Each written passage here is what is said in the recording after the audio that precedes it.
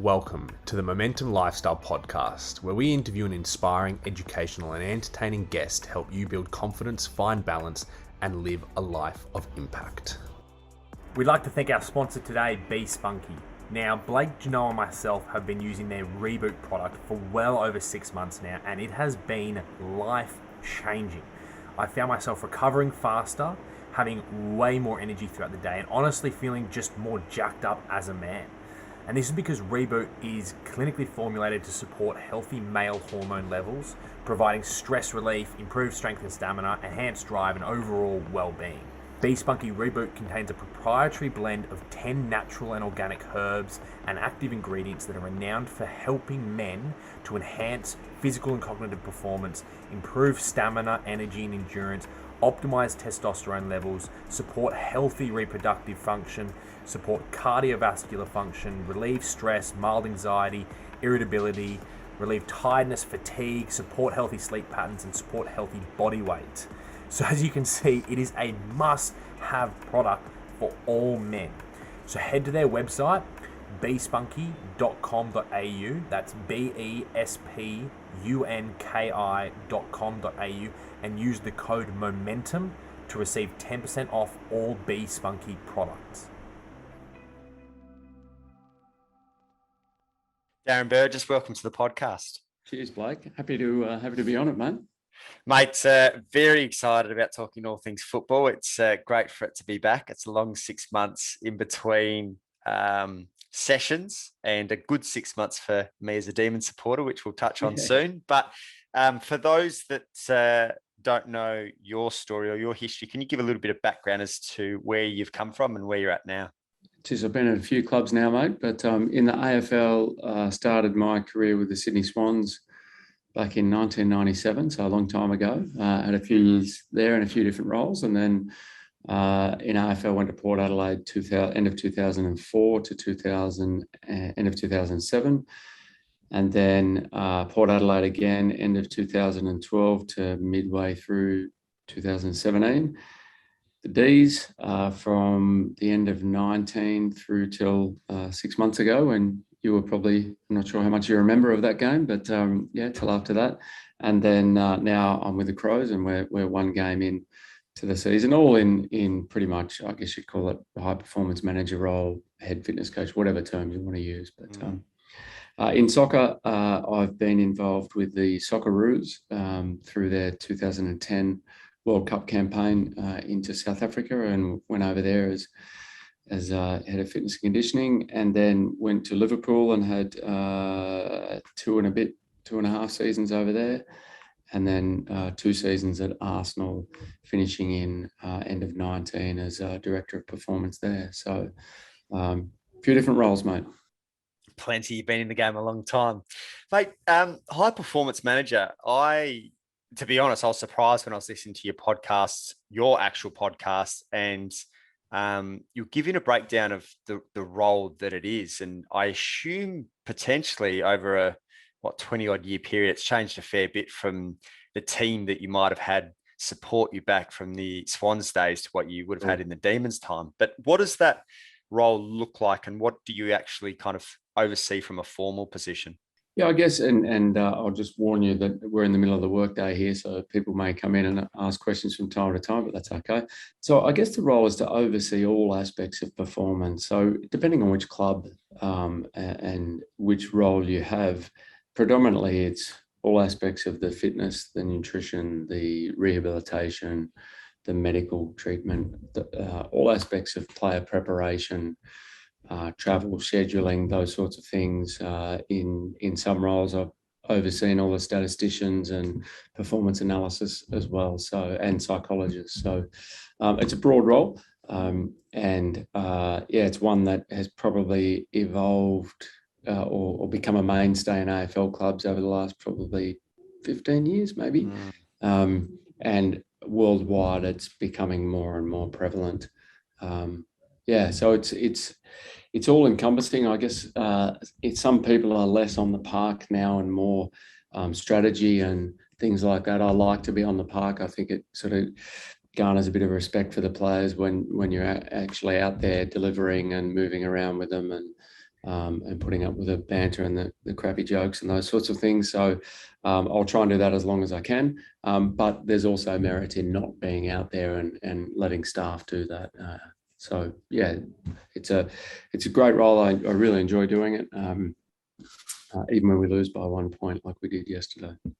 Yeah, it's funny well, not funny for you at all, mate, still pretty probably fresh and quite raw, but 24 hours after your first game and just before we got on air, you mentioned that you tend not to see the impact that you have as a high performance manager as influential in the first half of the year as the second half of the year. How is that the case, and what does that look like from your end? Yeah, I think so. Phil Walsh was a great friend of mine, and yeah, we spent hours and hours working and talking together. He would always say that the fitness coach's impact is in the first 5 games, and I can see that point of view because your preparation is obviously really important in the first 5 games. After that, his theory is that players get adapted to the rigors of AFL. I think while that might have some influence, I think the back end of seasons in finals and things like that are when we can really have influence, and that comes down to player availability, how well you've been able to keep a list available, and also through resilience and robustness. I think that comes to the fore at the back end of the season when players are able to withstand the rigors of the contact, particularly through the winter months when it's a bit more miserable and it's a bit sloppier and some of the games aren't as cleaner as they are at the moment. So that's when I think the management of individuals within a 45-man squad becomes really important. Nowadays with medical subs and SNFL games on different days, VFL games on different days, you don't get the same exposure for every player. So your ability to manage each player becomes important. So I think at the back end of the season, that becomes really, the volume on that sort of stuff gets turned up a lot. You've mentioned, you use that, I think I've listened to a number of your interviews now, and you use the word robustness and resilience a lot in your languaging. What does that mean from a high performance and a physical point of view? What exactly are you talking about with those two terms? Yeah, I think it's the ability so the robustness is your body's ability to withstand the demands of being a professional footballer. So in an AFL point of view, that is training as well as games. I think back a little while ago, it used to be just play games and get yourself up for the games, and training during the year, during the week is not as important.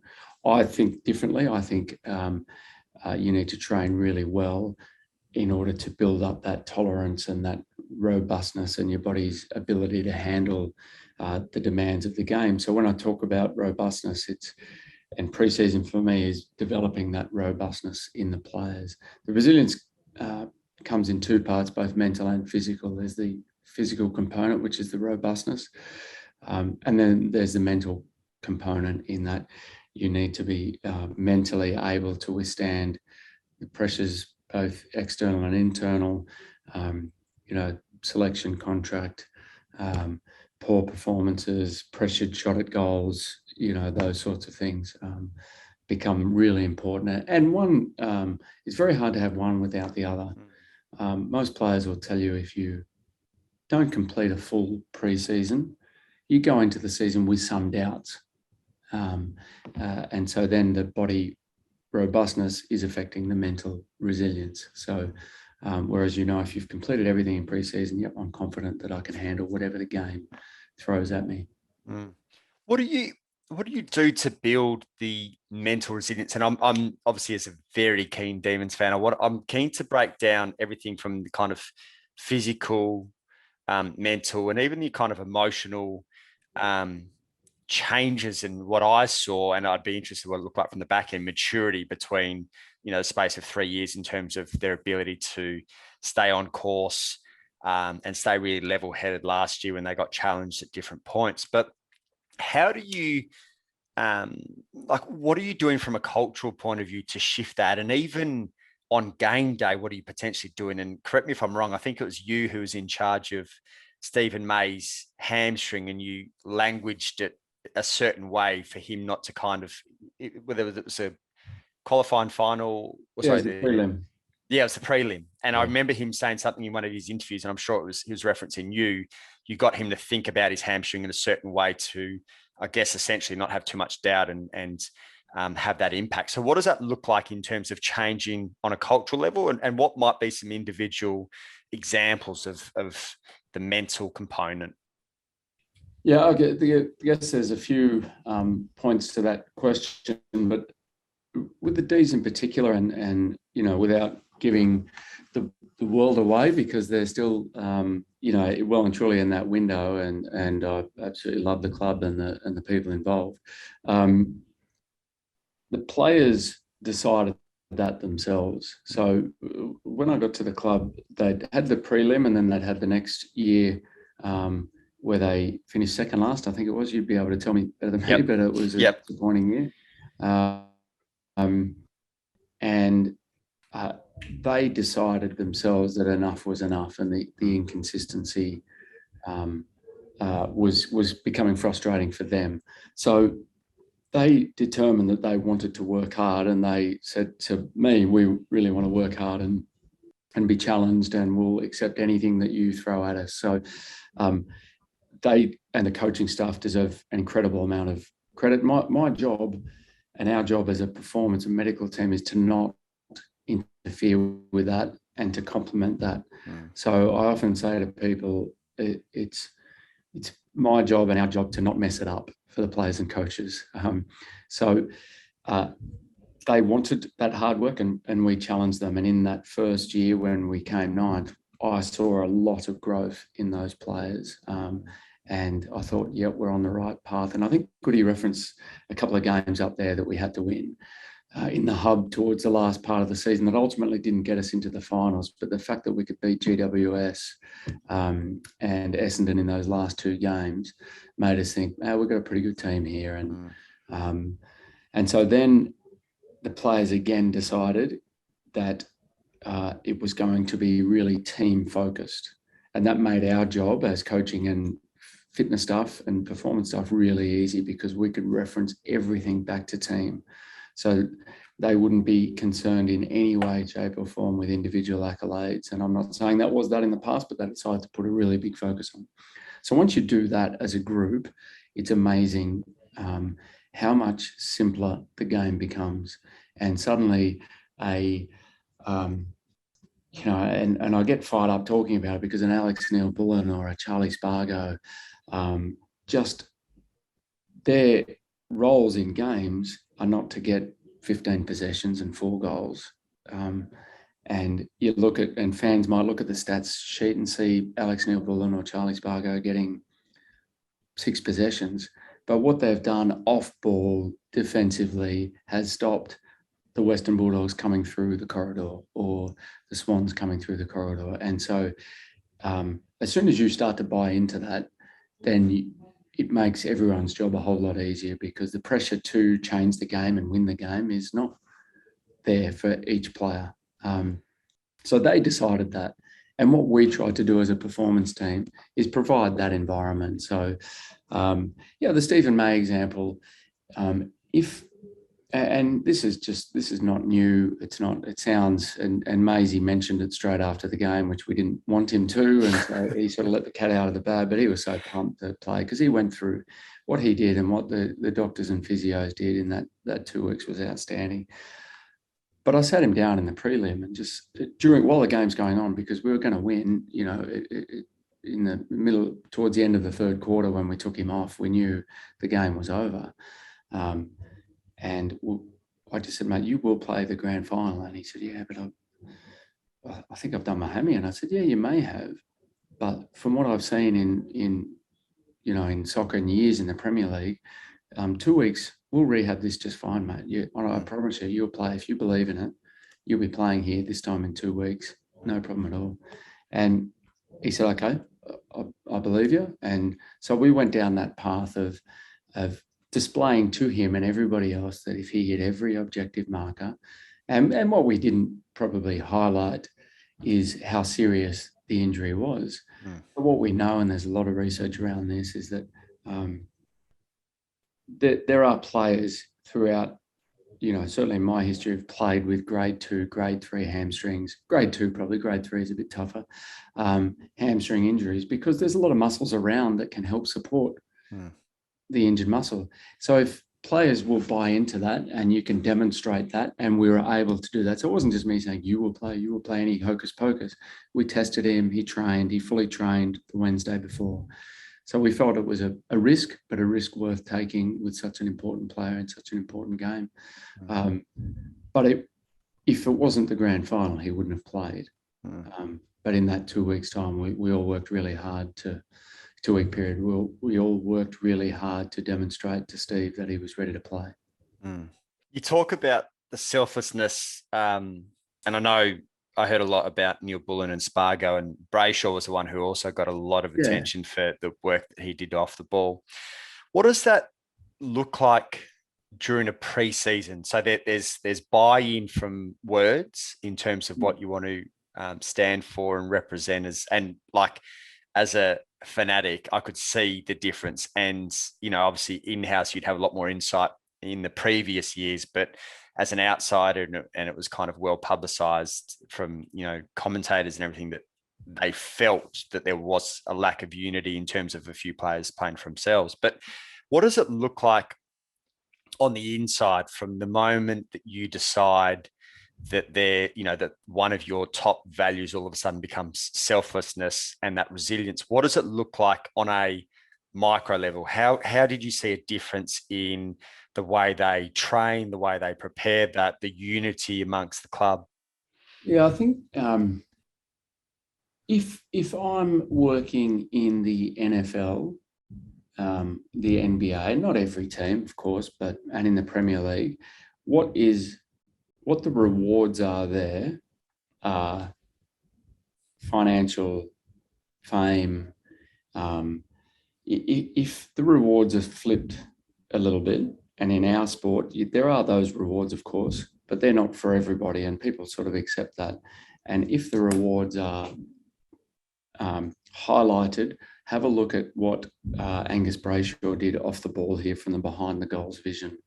We're not going to show you Christian Petrarca's goal from the boundary line or Cozzy Pickett's 5 steps and snap over his head. We're going to show you these things. If the rewards are that way, then players will start to buy into it.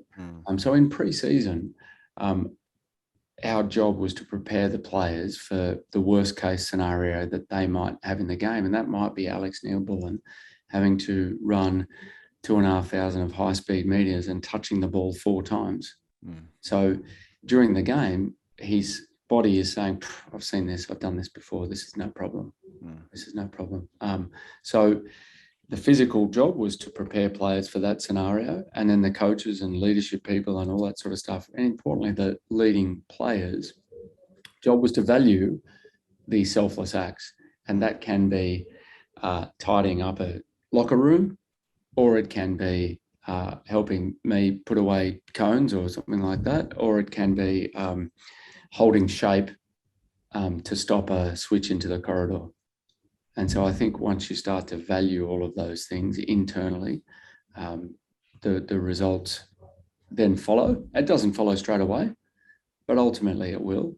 And, what we had in the Ds was a group of leaders. And what I loved about this flies in the face a little bit, but what I loved about the D's leadership setup was that it was, in the leadership meetings, was Alan Richardson, Simon, and these guys have spoken about this, so I'm not giving away. It was Alan Richardson, Simon Goodwin, myself, the players, and Daniel McPherson. That's it. There was no,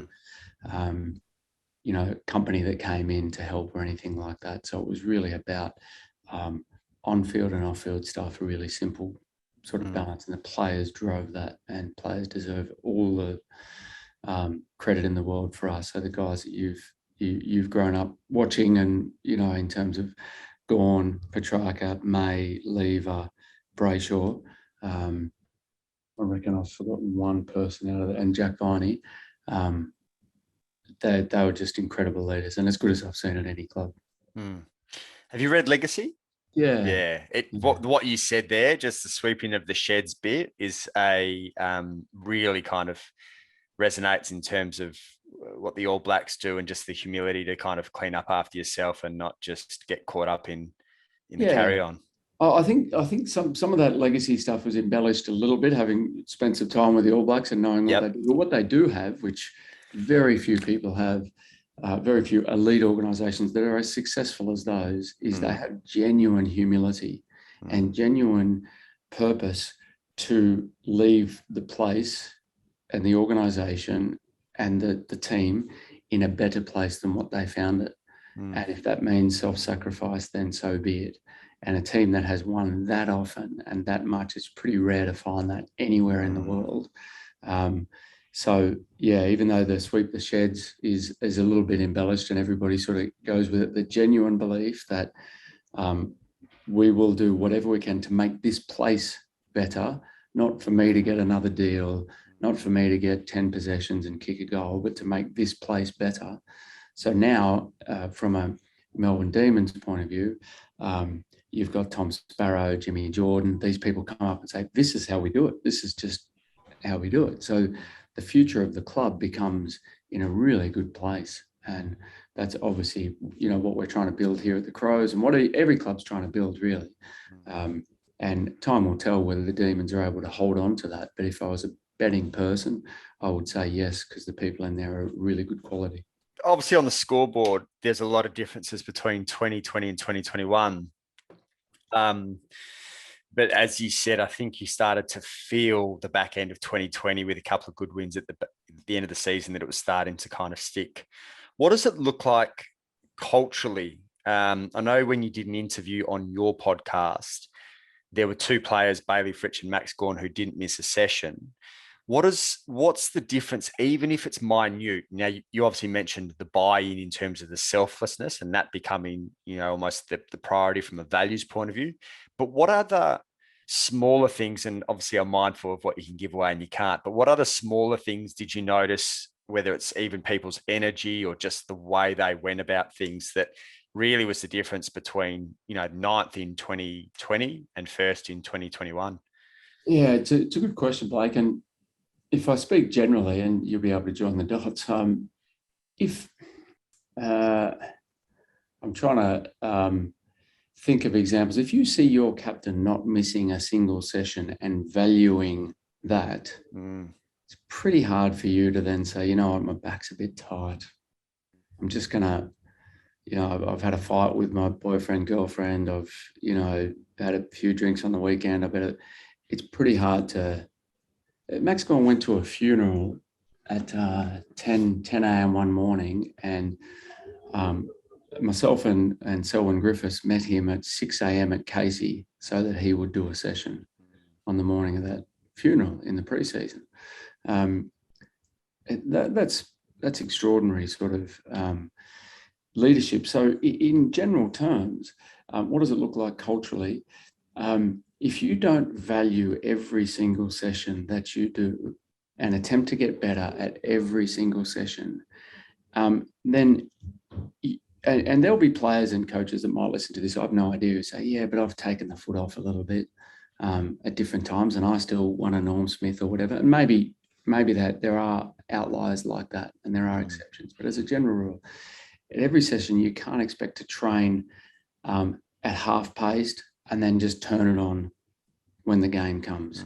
And Christian Petrarca is the best example of that I can think of. In my 20-odd years in sport, he decided that he was going to train at an intensity that was through the roof. And we just could not believe the person that came back in 2020 season. And the coaches were like, my goodness, he's a different human. And he just decided that he was going to train at that level. And he was as jovial and as humorous about it. Like, Virgil got best on again today. But if I said, hang on, I thought Salem was a little bit better too, he took that as a real front, and okay, I'm going to do better the next day. And session after session, just bank them. And then it becomes habit. it just becomes habit. And that's why some of the All Blacks, for example, they train a lot less than what we do because of the physicality of it. But every session is incredibly intense. So that come game time, it's habit. You just can't expect to nurse your players through a pre-season or in season, and then game time, no, I'll just be able to switch on. And you can get away with it to a point, but it's my strong belief that when the pressure is really on, it will fold. And that goes to things like, I don't know, just players cutting corners at different times. And I'm not talking about running through to cones and those sort of more public things. It might be taking the easy way out with their nutrition, or, just little things which in the back of your mind, you know that you're doing, that you're not quite nailing. And then come game time, what those demons knew on game day is it because of them and their work rate and work ethic and attention to detail, that come 4 o'clock, whatever time we bounce the ball in Perth, they knew that they'd done everything possible. And we could have taken the easy way out, and Goody was unbelievable in this space. When that prelim final was won, we could have taken the easy way out and given the boys a few days off, and also not trained as hard on the Saturday night, but we trained at the exact same time as we were going to play. We trained in the same conditions, the same light. We had a full match sim, which almost cost us Charlie Spargo. But we believed that was the best way to have them ready. And a lot of other teams might not have done that. That's okay. That's just the way that we went down. You talked about potentially in the past, and I'm sure with other clubs, potentially nursing players through. One of the things that you spoke of in a few interviews I've heard is everyone was there no matter what. And, in I think you mentioned one of your running sessions, your hill sessions, 20 players rocked up. And I assume that was year 2020, not 2021. But what does that look like with soreness and some of the stories that potentially in the past, and maybe, other strength and conditioning people might take a different road? What does that look like if there is soreness, or what's their process for training as opposed to what, you might have done in the past or other clubs do? Yeah, I think the advantage of having all this grey hair, mate, is that you've seen a little bit, and you kind of know. Now, I did my PhD on GPS. That was it. And I thought that it was the most important thing in the history of sport. And getting the numbers right would determine whether we won or lost. I really did in the early sort of, mid-2000s when GPS came out, and late 2000s.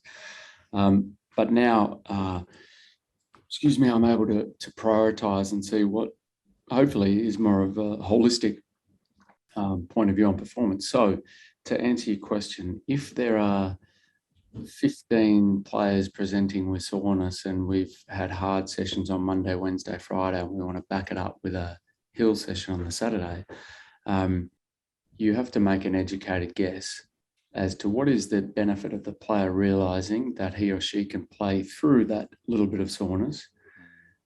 The only game that you ever feel close to 100% in an AFL season is round one. It's only downhill from there. So being able to push players through a little bit of discomfort and minimise the risk of injury is really important. And what my belief is, and there's plenty of others like this, is that you're actually protecting the players by doing that. Whereas other people may say, no, I want to remove that risk altogether. And that's a really sound theory, because if you've got Gary Ablett Jr. or Rory Sloane or Christian Petrarca, you may decide, I want to remove that risk altogether. What we decided as a group, and certainly my philosophy over the years, has been to protect that player further by exposing them to a little bit of risk. And, when I got to the club, Petrarca, Salem, there's a whole bunch of players that just, no, they have never done hills before, or have never trained 2 days in a row and those sorts of things. So we had to tread quite carefully in that space. And as a performance medical department, we said, no, this is the path we're going down. And so over time, they knew that they could, and now it's just normal. Nothing gave me greater pleasure than Jack Viney saying to me, I can now do a full pre-season, and I just love that. And so this season, Jack Viney, I'm anticipating will have an incredible year. He's one of my favourite players and people, and the fact that he's done a full pre-season is just scary.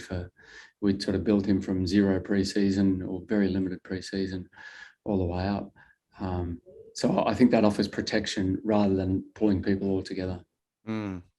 I dare say the results, you'd be happy with the results, and they speak for themselves. Last year, from what I remember, it was some ridiculous record that you might have topped in terms of the amount of availability you had throughout the year. And I'm trying to think off the top of my head if anyone had any of the, the start in 22 had kind of major injuries. But was there some record that you broke in terms of having availability or something along those lines? Yeah, I did see something like that. I'm not sure, to be honest, but because sometimes those stats you can't really.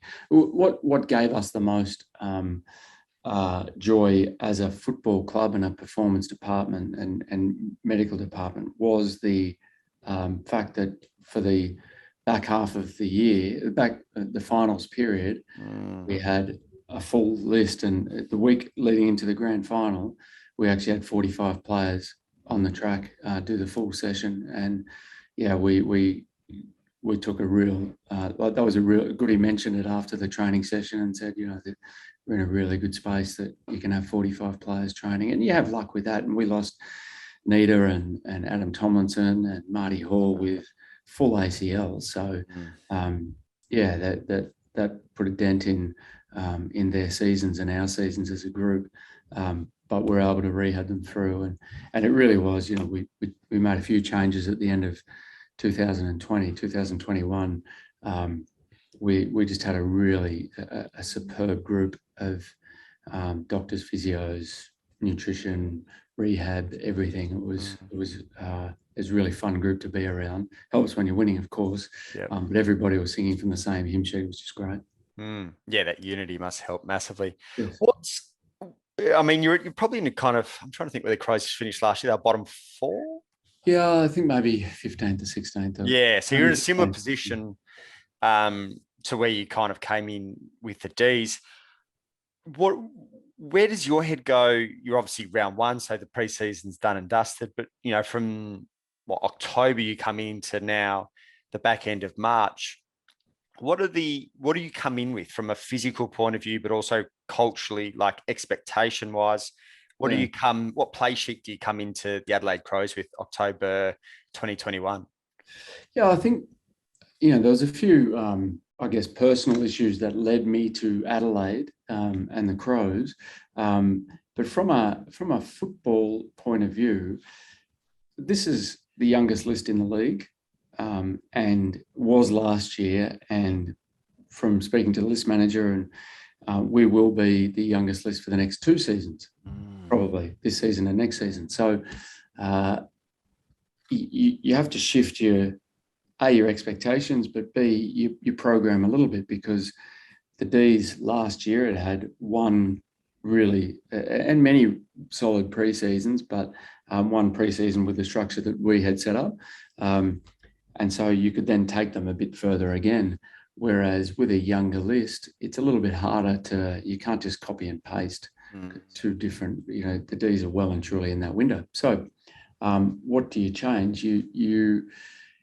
That ability to back up session after session, you can't really put into a Josh Rochelle or a Jake Saligo or some of our first and second year players.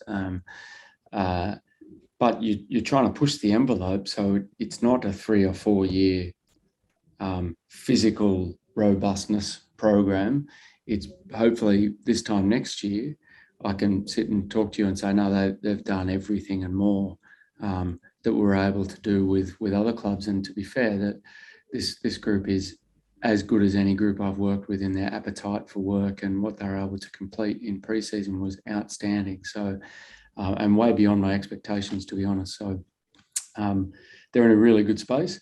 But what you have to just change a little bit is the expectation on just the robustness and the backing up from day to day, because you're talking about an average age of 22 versus an average age of 25, games played of average of probably early hundreds to late hundreds versus average games played of 30 probably. And we had players yesterday who hadn't played in 2 years injury. So so there's just a change. Culturally, you want to try and get the same culture, and you want to try and take the lessons that you've learned, not only from the D's, but from Arsenal and Liverpool, Port Adelaide, and put them into this environment, whilst respecting, the fact that these guys have been on a certain path for a couple of years now. Yeah, I'm mindful of your time as well, and I really appreciating this. What do you see as the major difference between? I never looked too far into your time at Arsenal, other than to kind of join a couple of the dots on one of your interviews. But what do you see as the big differences between the English Premier League and, say, the AFL? Whether it's culture, whether it's just the whole kit and caboodle. What do you see as the main differences? The Premier League is just a machine. It really is, and it is just. The role that I was in there is a slightly different role. It's a bit more suit and tie and management. And even though I still got out on the field every day, but you were dealing with agents, contracts, loans, 15-year-old talented academy kids on more money than I'll ever earn versus 32-year-old veterans who are trying to get their next contract. It's just a machine. From a physical point of view, they turn up and train every day in every sort of condition. And I've said this 100 times before. People say, yeah, but they don't get tackled. But they're running and they're changing direction, and their accelerations, decelerations. Average game of Premier League is about 15 to 16 times more than what an AFL game is.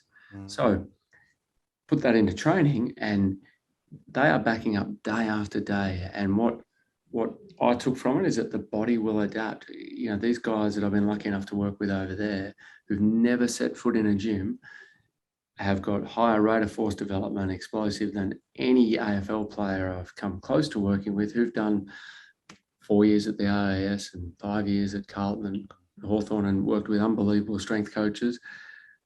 Yet the soccer players are stronger and faster and have more acceleration just because they've been exposed to repeated soccer actions.